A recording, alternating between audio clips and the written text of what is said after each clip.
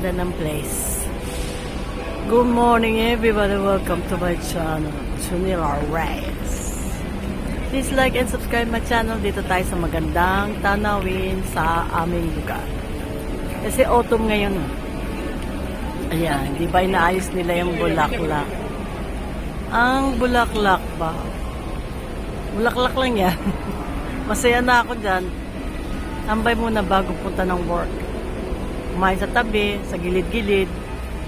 Kasi ang bago dyan, kasi meron silang ano doon. Ayun nyo, malalaman mo yung temperature. 27 centigrade Fahrenheit. 27 ang ano niya, medyo mainit-init ng konti. Mamayang tanghali, ano dyan, mga 33, mainit na rin. Pero naka-summer ano pa kami. Malapit ng taglamig, centralized na aircon dito. O diba? Maraming nabago dito sa Kanazawa Station. Kasi yung mga bulaklak, tapos yung mga running water, tapos merong ganyan. O, bakit hindi pa nila nilagyan ng isda dyan para lumangoy dyan? Diba? Yung koi fish. Mahirap siguro pagka ano.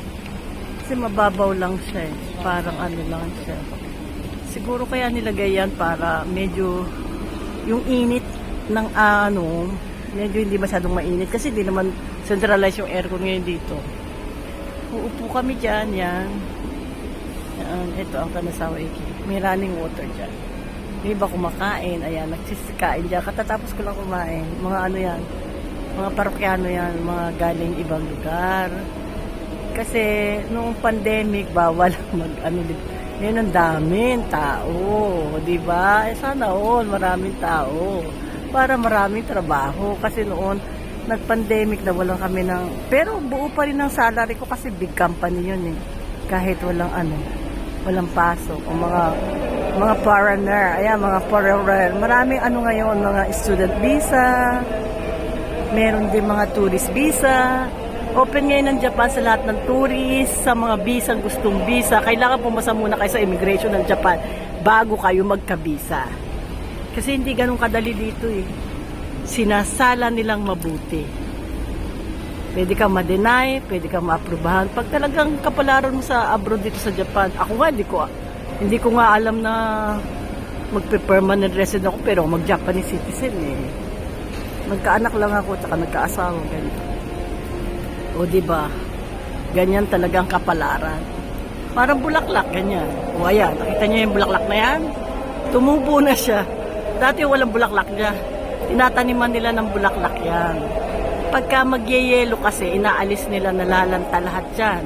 Parang ang buhay ng tao, nalalanta, namamatay, tapos may reincarnation, pinapanganak sa ibang tao. Totoo pala yung may reincarnation. Kasi, papaliwanag ko sa inyo sa live ko, pagdating ako magla-live ako, kung do you believe in reincarnation, yung taong pinanganak ulit sa ibang katauhan, may mga ganon. Next time na lang pag nag-live ako, papaliwanag ko sa inyo. Okay?